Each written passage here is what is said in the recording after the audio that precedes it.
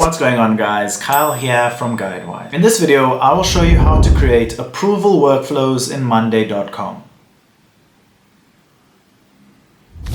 Open your board in Monday.com and make sure that you have a status column. If you don't, go towards the right and select Add Column, then look for status. Once your status is added, you can then edit your status names. So I have pending approval, not approved, and approved. We now need to add an automation. So select Automate towards the top right corner. We will start from scratch. We will then select when this happens and type in status. So when status changes to something, then do this, notify someone. So when status changes to approved, then notify. You can then select the person that you would like to notify. Then select Create Automation.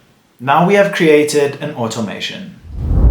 If this video helped, don't forget to like and subscribe.